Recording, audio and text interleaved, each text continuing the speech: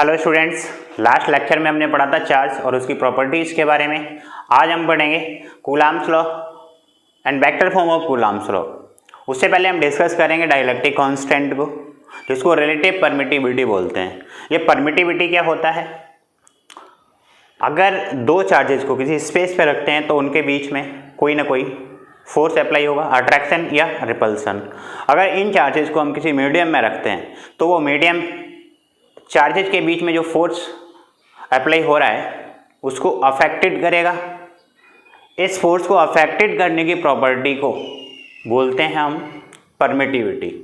Okay, तो शुरू करते हैं। यस, माय नेम इज तेरावाब and today we will be discuss about dielectric constant and Coulomb's law with vector form.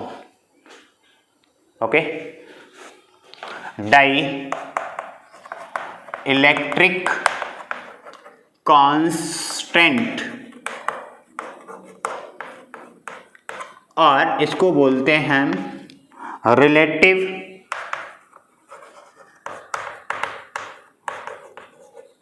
Permittivity. इसे epsilon R से denote करेंगे। ओके, तो हम लिखेंगे it is defined as the, कोशिश ये करें नोट्स आप अपने खुद से बनाएं तो बेटर रहेगा। बाकी हम पीडीएफ में डाल देंगे, अगर अभी नहीं तो 2-1 दिन में आप वहाँ से डाउनलोड कर सकते हैं। लेकिन आपका कॉन्फिडेंस तब डेवलप ज़्यादा होगा जब आप नोट्स खुद से बिल्डअप करेंगे और तैयारी खुद से करेंगे। देखिए आगे, it is defined as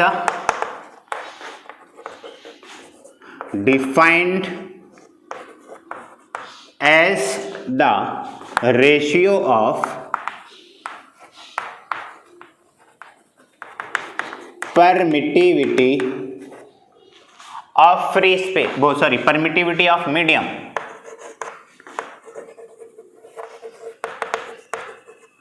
to the permittivity of free space। अगर फ्री स्पेस की परमिटिविटी है तो इसे एप्सिलॉन नॉट से डिनोट करेंगे और मीडियम के लिए सिर्फ एप्सिलॉन, इस तरह से। तो हम क्या लिखेंगे डाइलेक्ट्रिक कांस्टेंट को? K equal to epsilon upon epsilon naught, और इसको हम क्या लिख सकते हैं? रिलेटिव परमिटिविटी, एप्सिलॉन आर को ही लिखेंगे K डाइलेक्ट्रिक कांस्टेंट। तो यहाँ से अगर हम एप्सिलॉन का वैल्यू निकालें तो K एप्सिलॉन नॉट हो जाएगा। इसका एक अच्छे से स्क्रीनशॉट लीजिए। उसके बाद हम पढ़ते हैं कूलम्ब्स लॉ। ओके, कोशिश ये करें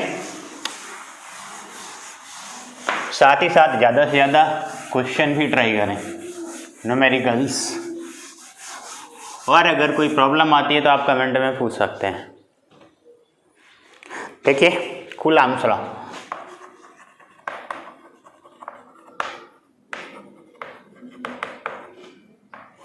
let us consider this is a point charge q1 located at any point and there is another point charge q2। दूसरा पॉइंट चार्ज है जो पहले वाले चार्ज से r डिस्टेंस पर है, इस तरह से। तो इनके बीच में कोई ना कोई फोर्स होगा, इसको हम इंट्रैक्शन बोलते हैं। फोर्स ऑफ इंट्रैक्शन का मतलब अट्रैक्शन हो गया या रिपल्सन होगा। दोनों चार्जेस के बीच में अट्रैक्शन है या रिपल्सन। तो ये जो फोर्स है ना, वो डायरेक्टली प्रोपोर्शनल टू होगा product of charges and inversely proportional to square of distance between them. Okay, तो लिखेंगे according to this law force of interaction, interaction का मतलब होता है इंटरएक्शन, इनके बीच में क्या एक्शन हो रहा है, अट्रैक्शन हो रहा है या रिपल्सन हो रहा है। इंट्रैक्शन, इसमें ब्रैकेट में लिखेंगे attraction oblique repulsion between two charges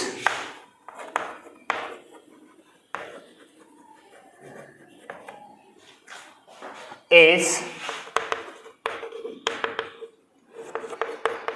directly proportional to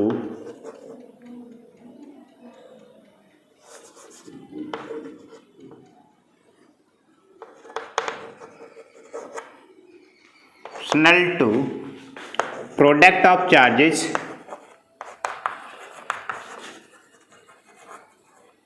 charges and inversely proportional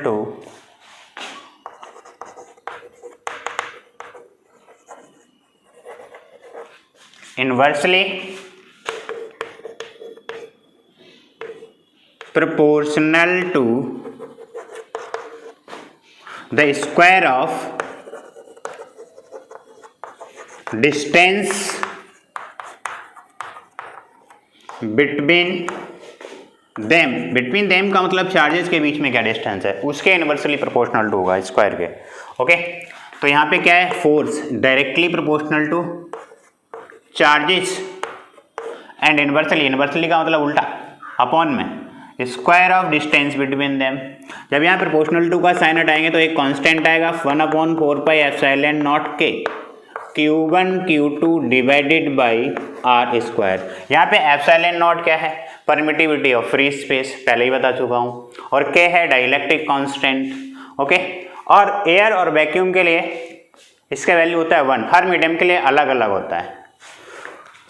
for air oblique vacuum k equal to 1, जब k इक्वल टू 1 पुट करेंगे हम यहाँ पे तो हमारे पास फॉर्मूला आएगा F equal to 1/4 pi epsilon not Q1 Q2 divided by R square. Okay, ये कूलम्ब्स लॉ का फाइनल फॉर्मूला है। यहाँ पे 1/4 पाई एप्सिलॉन नॉट, इसका वैल्यू होता है 9 × 10⁹ न्यूटन मीटर स्क्वायर पर कूलम्ब स्क्वायर। इसे अच्छे से नोट करिए। उसके बाद हम एप्सिलॉन नॉट जो परमिटिविटी ऑफ फ्री स्पेस है उसका वैल्यू फाइंड आउट करेंगे, और इसका डायमेंशन क्या होता है ना, यहाँ पे एप्सिलॉन नॉट है परमिटिविटी ऑफ फ्री स्पेस, इसका यूनिट होता है कूलम्ब स्क्वायर पर न्यूटन मीटर स्क्वायर, उल्टा हो जाएगा 1/4 पाई एप्सिलॉन नॉट का। इस तरह से करिए नोट। ओके, वीडियो पॉज करके नोट कर लिया करें अगर ऐसे नहीं हो पा रहा है तो।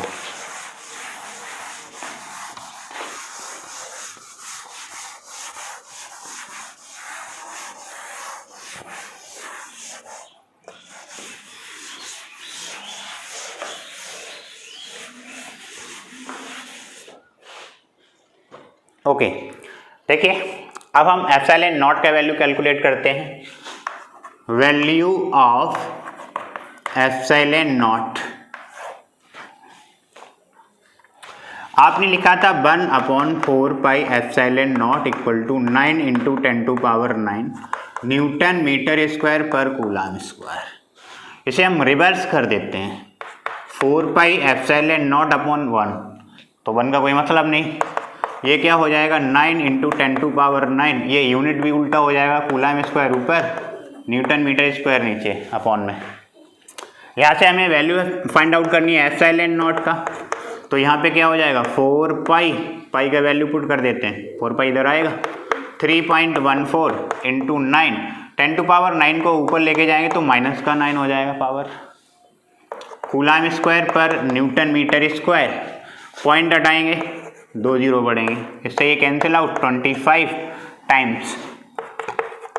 जब आप इनका मल्टीप्लाई आपस में करेंगे तो 28 26 × 10⁻⁻9 कूलम्ब स्क्वायर पर न्यूटन मीटर स्क्वायर ये हो जाएगा। अब देखिए हम अगर इसे डिवाइड करना चाहें तो डिवाइड होगा नहीं, क्योंकि ये 25 बहुत छोटी वैल्यू है एज कम्पेयर टू 28 126। तो हम क्या करेंगे, अगर 100 का मल्टीप्लाई करें तो भी 2500 हुआ, और ये 2800 है तो 1000 का मल्टीप्लाई कर देते हैं, और 1000 का नीचे डिवाइड भी करेंगे इस तरह से। तो अब देखिए ये अगर इससे हम डिवाइड करेंगे तो ये कट होगा 8.846 टाइम्स इस तरह से, और 1000 को हम लिख सकते हैं 10⁻3, ऊपर लेके जाएंगे तो माइनस का, ये हो जाएगा 8.846 इंटू 10⁻⁻⁹ ऑलरेडी है और 3 माइनस का 12 कूलाम स्क्वायर पर न्यूटन मीटर स्क्वायर। इसका हम लास्ट वाला डिजिट राउंड ऑफ करेंगे तो 8.85 इंटू 10⁻⁻12 कूलाम स्क्वायर पर न्यूटन मीटर स्क्वायर ये हो जाएगा। ओके, अब डायमेंशन कैलकुलेट करते हैं हम इसका।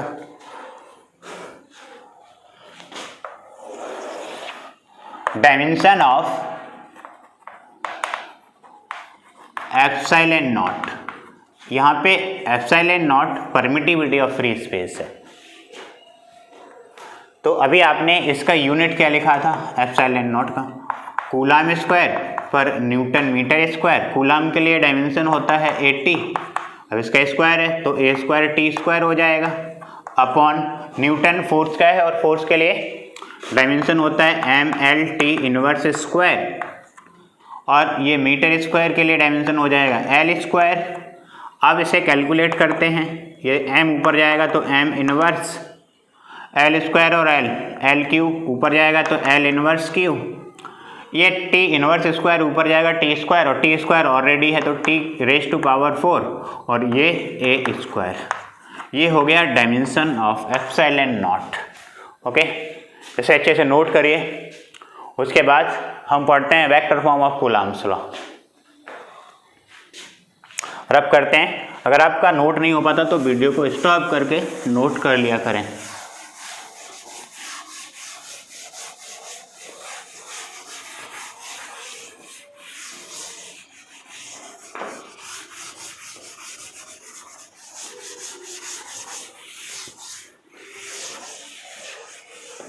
ओके, शुरू करते हैं vector form of coulombs law. Vector form of coulombs law. Vector का मतलब होता है डायरेक्शन, ठीक है ना। आप 11th क्लास में बहुत सारे वेक्टर्स पढ़ चुके, यूनिट वेक्टर जिसका इसमें यूज है। और उसके बाद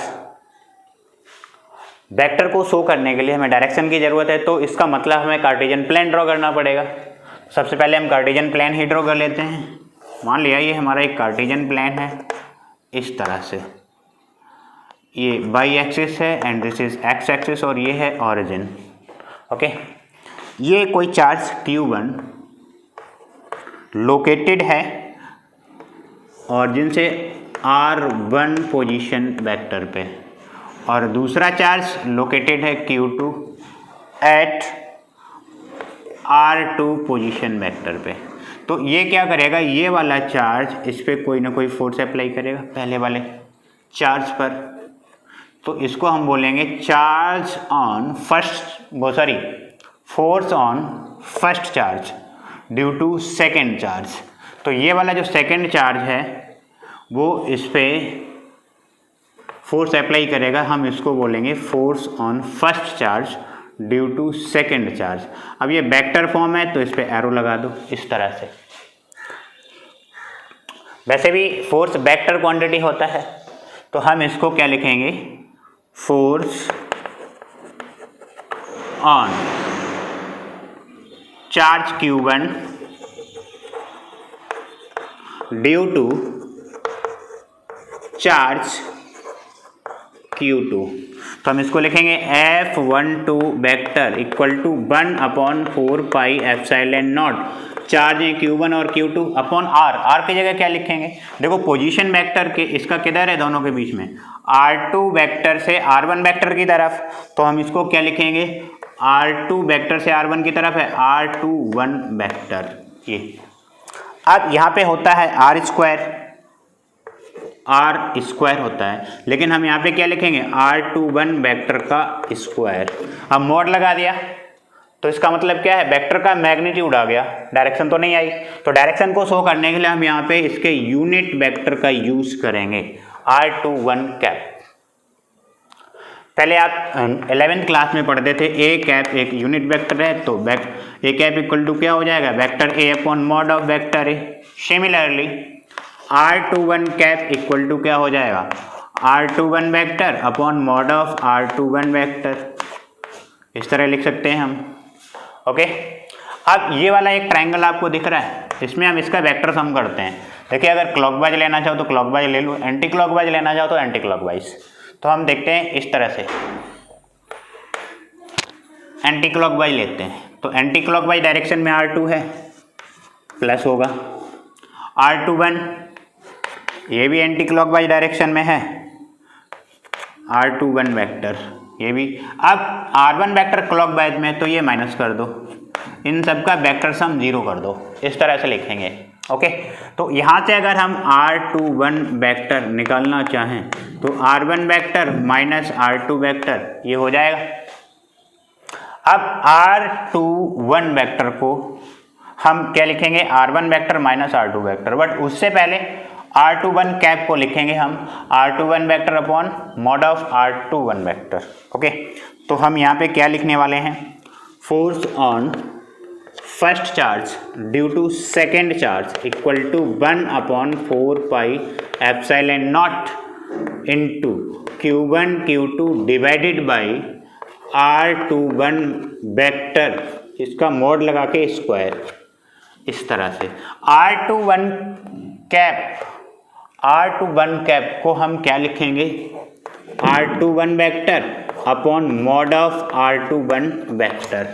अब देखिए, होल पावर 2 यहाँ पे और 1 यहाँ पे, तो होल पावर 3 हो जाएगा। Force on first charge due to second charge equal to 1 upon 4 pi epsilon not Q1 Q2 divided by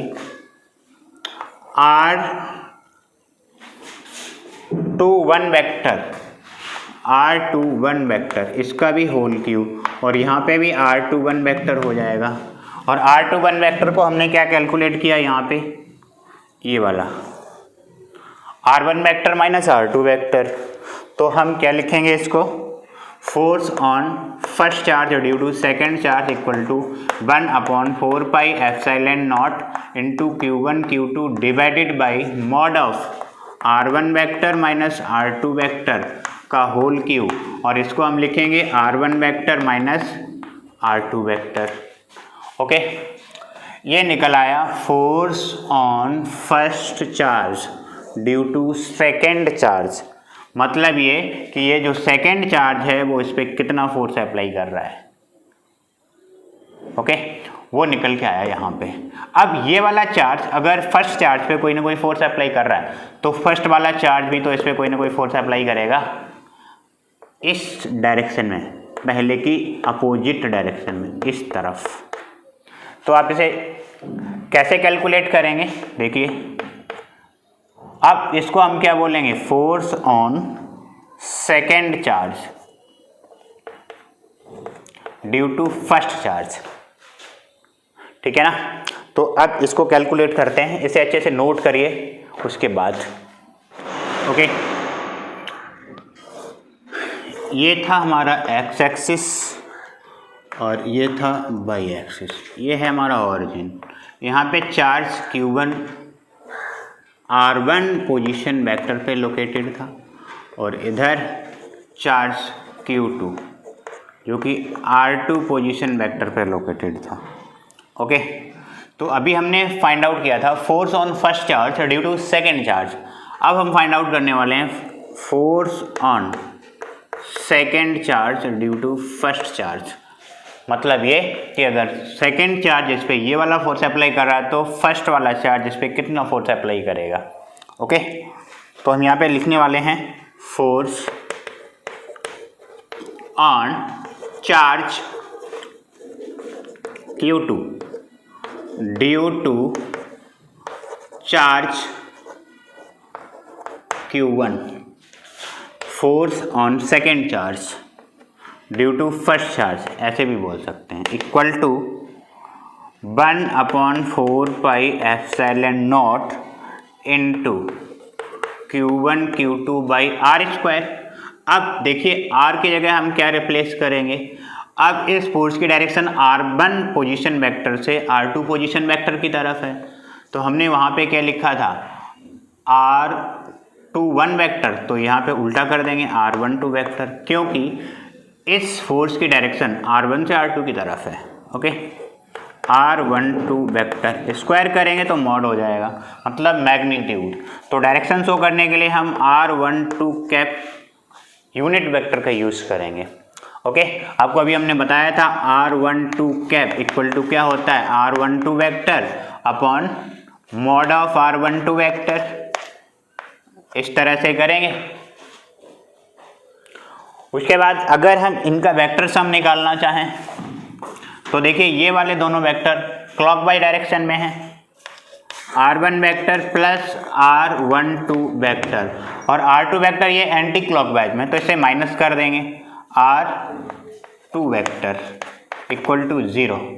okay, तो यहाँ से R12 वेक्टर का अगर वैल्यू फाइंड आउट करेंगे, R12 वेक्टर इक्वल टू क्या हो जाएगा, R2 vector minus R1 vector, इस तरह से। ओके, तो देखिए ये वाले वैल्यू R12 कैप और R12 वेक्टर का यहाँ पे वैल्यू पुट करते हैं। Force on second charge due to first charge equal to 1/4 pi epsilon not Q1 Q2 divided by mod of R12 vector का स्क्वायर। ये यहाँ पे लिखेंगे हम R12 कैप की जगह R12 vector upon mod of R12 vector. अब देखिए यहाँ पे होल स्क्वायर और ये 1 पावर ये है तो होल पावर 3 हो जाएगी, तो हम इसको लिखेंगे force on second charge due to first charge equal to 1/4 pi epsilon not into Q1 Q2 divided by mod of R12 vector का Q, और ये R12 वेक्टर, इस तरह से। अब यहाँ पे R12 वेक्टर को हम क्या लिखेंगे, R2 vector minus R1 vector. तो force on second charge due to first charge equal to 1/4 pi epsilon not into Q1 Q2 divided by क्या हो जाएगा, mod of R2 vector minus R1 vector, इसका whole cube into R12 vector है, हम इसकी जगह क्या लिखेंगे, R2 vector minus R1 vector. ये हो गया हमारा force on second charge due to first charge. अब देखिए यहाँ पे क्या है, force on first charge due to second charge 1/4 pi epsilon not Q1 Q2, इसमें भी है 1/4 pi epsilon not Q1 Q2।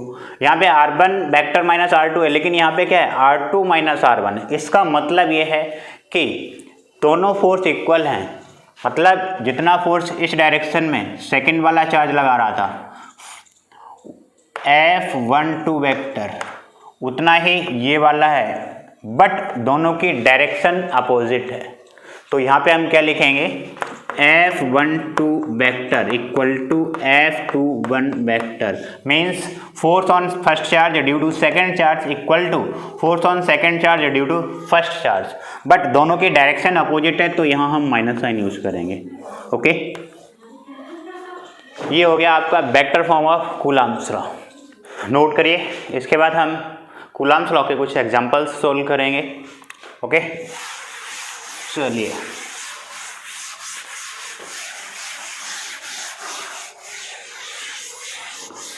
Numerical ज़्यादा से ज़्यादा ट्राई करें, और अगर कोई डाउट रहता है तो फिर कमेंट में पूछें।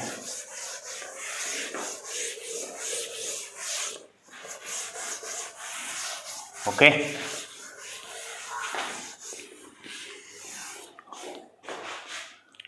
चलिए पहला एग्जांपल है, दो चार्ज हैं। पहला चार्ज है Q1 equal to 2 into 10 to power minus का 7 कूलम, और दूसरा चार्ज है Q2 equal to 3 into 10 to power minus 7 coulomb. Both are located at 30 centimetre, 30 centimetre की डिस्टेंस पर है। अगर हम इसे मीटर में कन्वर्ट करेंगे तो 0.3 मीटर हो जाएगा। तो इन दोनों फोर्सेस इन दोनों चार्जेस के बीच में आपको फोर्स फाइंड आउट करना है, F का वैल्यू।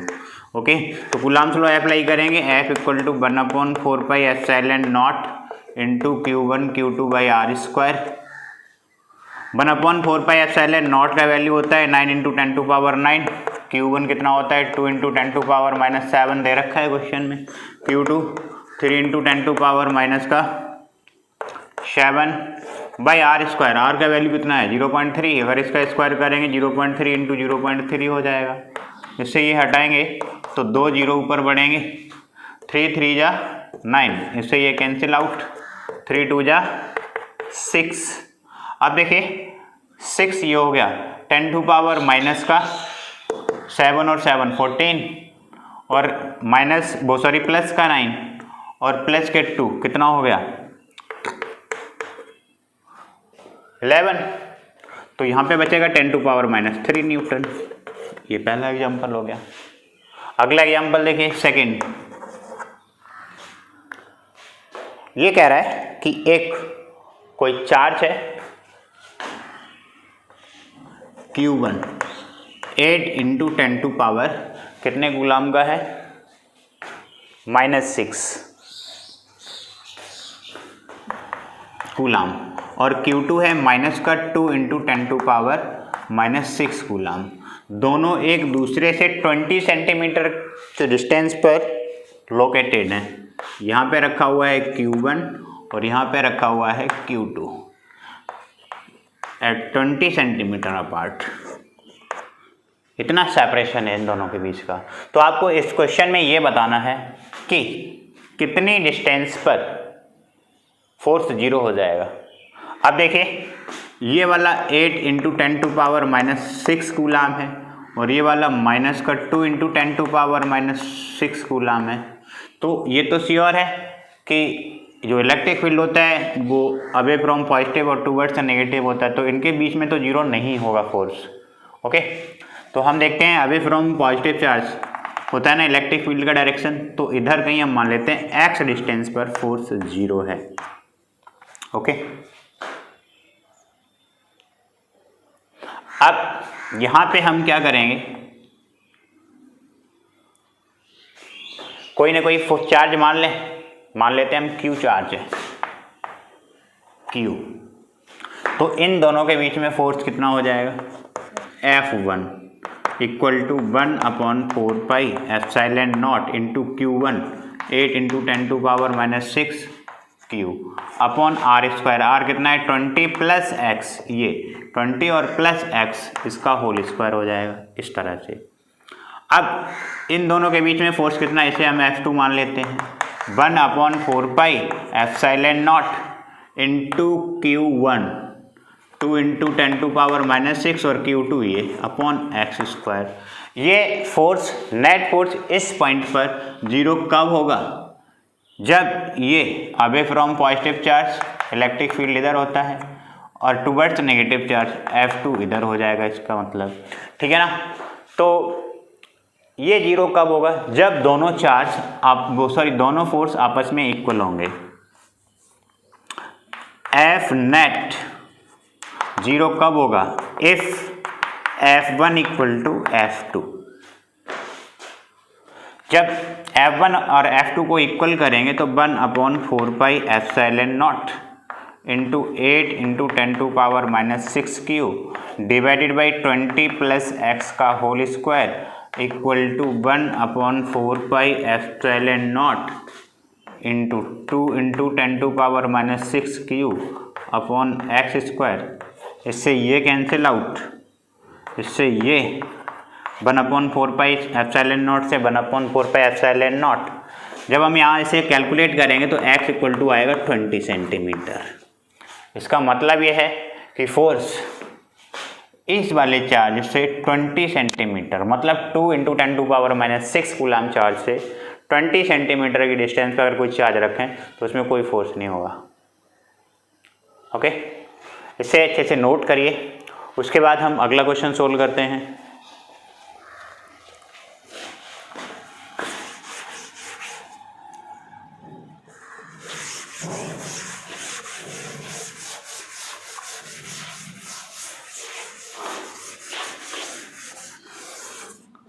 देखिए यहाँ पे क्या है, एक राइट एंगल ट्राइंगल है कुछ इस तरह से,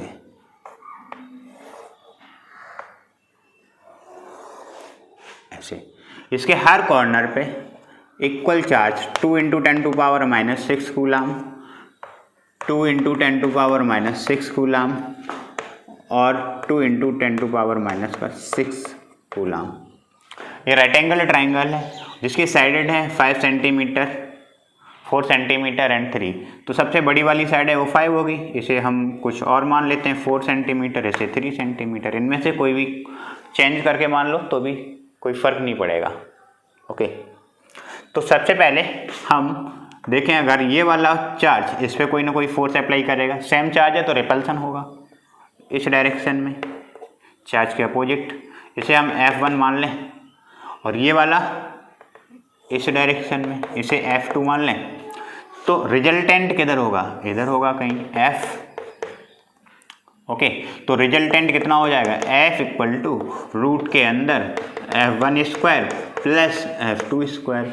लेकिन हमें रिजल्टेंट फोर्स फाइंड आउट करने के लिए F1 और F2 का वैल्यू पता होना चाहिए।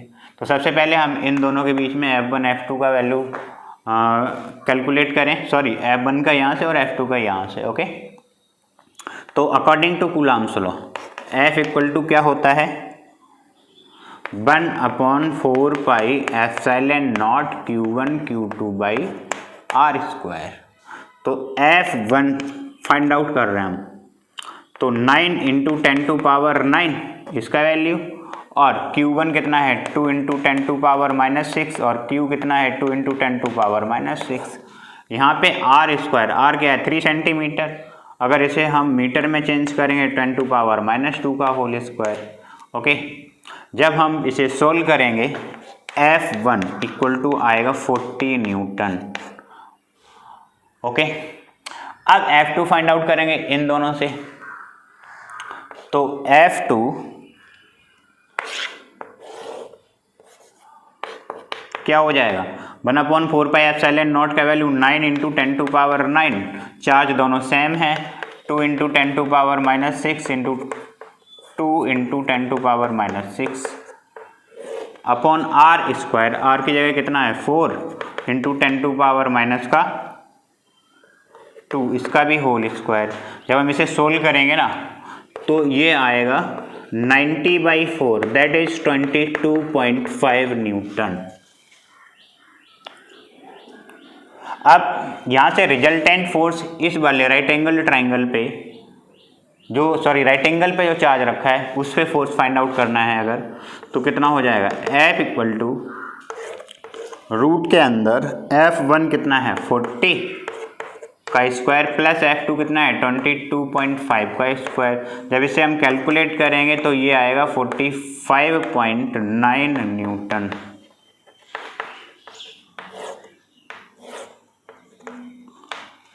ओके, इस तरह से बहुत सारे क्वेश्चन कर सकते हैं हम, और आप कोशिश भी करना, अगर कोई प्रॉब्लम आए तो हमारे साथ डिस्कस कर सकते हो। Okay, thanks.